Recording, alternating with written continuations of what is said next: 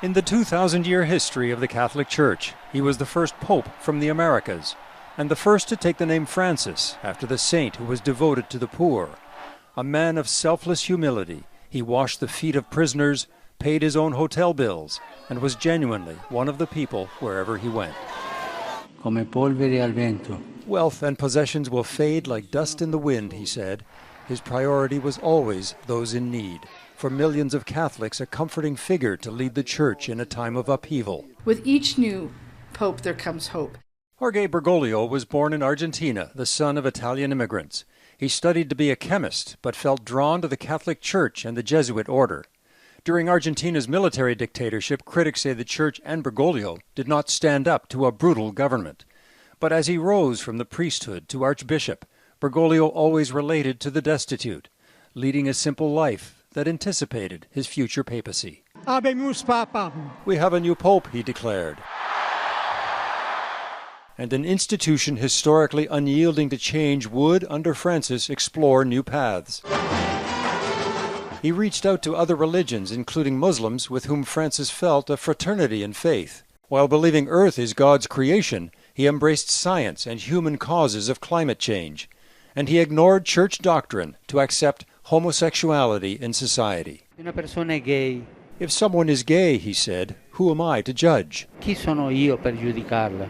But Francis inherited a pervasive crisis that began before he was pope and only intensified under his watch: sexual abuse in the Catholic clergy. A turning point came when Francis visited Chile, embracing a bishop accused of covering up for a priest found guilty of abuse. There is no proof, he said, but later conceded the Church was guilty of grave negligence. It was only the tip of the scandal. The enormity of wrongdoing reached all over the world and into all corners of the Church. It'll never happen again. In 2019, an American cardinal was defrocked for abuse, and an Australian cardinal was found guilty of abusing choir boys.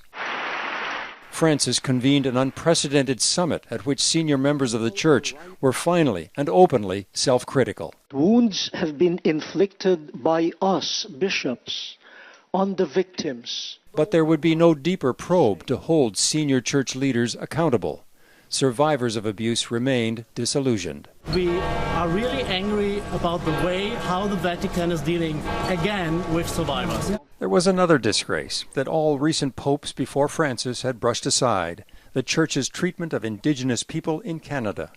Its doctrine that saw their lands taken and generations of children sent to residential schools where they were abused and where many died and were buried in unmarked graves.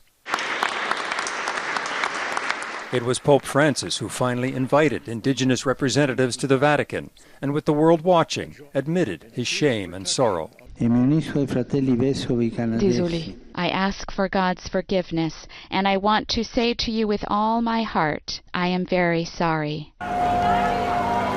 Francis then came to Canada. Brothers and sisters, let us acknowledge our sins. An apology so many had sought in the land where so many had suffered. The Pope, apologized. It was very emotional. For many survivors from one side of the country to the other, the Pope's gesture was overdue but welcomed. Today is closure, and I will work towards good things and hopefulness for our people. For most of his papacy, Francis also steered the Church amid the extraordinary presence of the former Pope, Benedict, who resigned rather than remain Pope for life.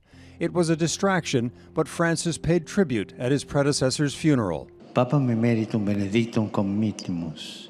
Pope Emeritus Benedict, he said, was a fearless preacher and a faithful minister. In spite of failing health, Francis was determined to make Catholicism more inclusive. Il fisismo delle ideologie. He pushed against rigid ideologies, ruling that priests can now administer blessings to same-sex couples. Yet they, and priests themselves, still cannot be married, and women cannot be priests. So he leaves a familiar sanctuary for the Catholic faithful.